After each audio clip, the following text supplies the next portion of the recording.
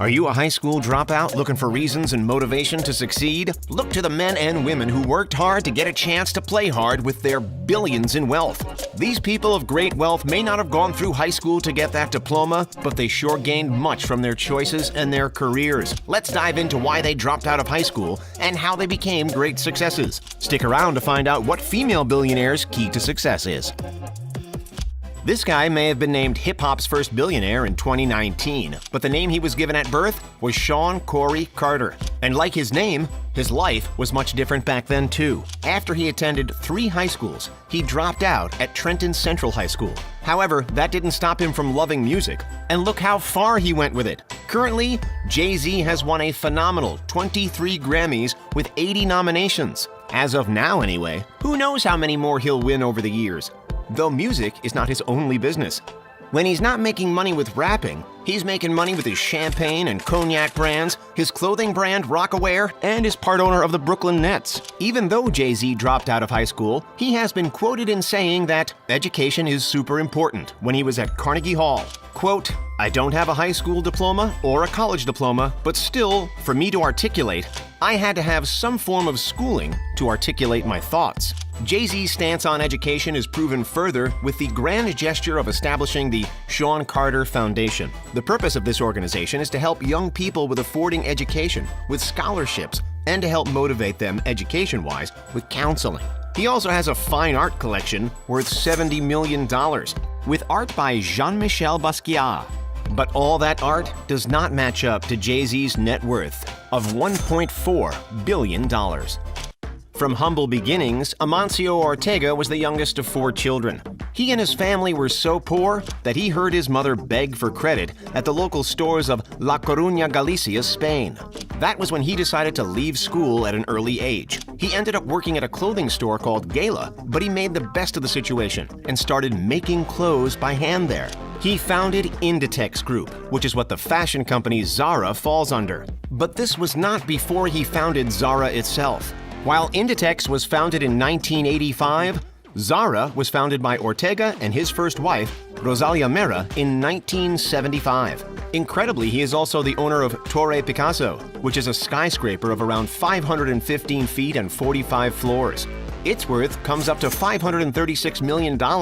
That's not hard to own when you're a man like Ortega and earn $400 million in dividends a year. And according to an article by Astrum People, he's also great at real estate, with the value of his empire being around $10 billion. Though Ortega left the CEO position for Inditex, he still works with the company. But all the success does not go to Ortega's head, as he is a very humble man when it comes to publicity. He doesn't even have his own office. The same is not true when it comes to wealth. Ortega has a private jet and an equestrian center. Those luxuries are possible for Ortega with a net worth of $88.9 billion. You ever wonder who was responsible for the screen on your smartphone?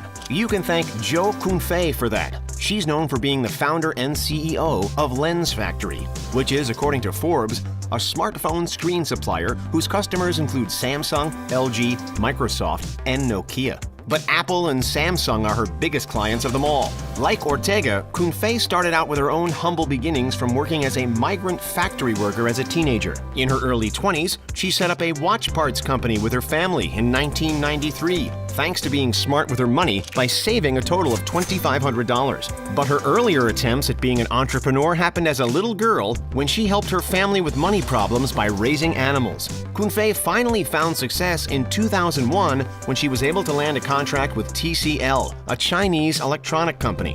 To CNBC, she said, quote, "I have encountered many difficulties and setbacks as an entrepreneur, but the key to success is to persevere, especially during the most difficult times." End quote. Even though she dropped out of high school at age 16 for her watch company, she still managed to get certificates from a college. She was certified in computer processing, customs processing, and driving commercial vehicles. That's quite an incredible feat for someone who dropped out of high school. All of her years of doing business have led up to her and her family's current net worth of $14.2 billion.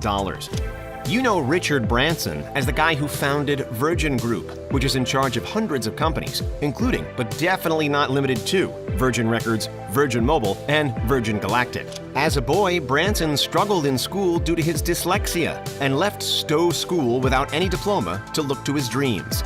He went down the right path as he opened up his own business, which eventually became Virgin Records. And luckily for Branson, this particular company became a success with the signing of the Rolling Stones, the Sex Pistols, and Culture Club. Eventually, he sold Virgin Group, which made him incredibly sad. Then he founded V2 Records Benelux in 1996.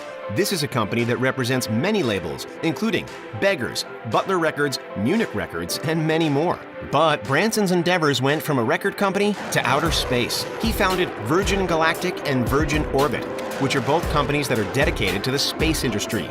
Watch out, Musk and Bezos. Though through all of his ups and downs, he still lives quite comfortably. Branson lives on a British Virgin Islands retreat on Necker Island that he bought for $180,000. Though his net worth could buy thousands more of those islands, with it being $5 billion. Everyone who's ever wanted or owns a car knows of Henry Ford as the man who was responsible for the existence of automobiles. Though would you believe he was a high school dropout? At 16, he dropped out as his family was so poor they couldn't keep him in school. Though he had little interest in school and did a poor performance as a student anyway. With the additional dislike for farming, he left both school and farm life to begin anew in Detroit as an apprentice. His father gave Edison 40 acres of timberland just so Ford could return to farming. Although Ford accepted the offer, he was lying through his teeth and built a machinist workshop upon the same land instead. He soon became the chief engineer at the Edison Illuminating Company, where he met Thomas Edison. Ford then wanted to make cars for the common man. At the time, cars were only supposed to be for the rich. Ford was luckily aided with $28,000 to establish the Ford Motor Company. According to Philanthropy Roundtable, quote, at the time when cars regularly sold for $1,000, he was soon selling the Model Ts for $345, end quote. Though much like Ortega, Ford didn't care much to have his life completely taken over by his success. Ford went to his wife's garden club instead of going to the White House, even though he was invited to go. The king and queen were even going to be there, but the Ford family came first for him. Even when selling cars for cheap, Ford ended up with his great net worth, which is $199 billion today. Horses and skyscrapers aside, did you know that Amancio Ortega does not believe in wearing a tie? That's because despite being a fashion guru, he prefers to wear simple clothes. If you were rich, what simple habits would you keep? Leave your answer down in the comments, and don't forget to hit that subscribe button. See you next time.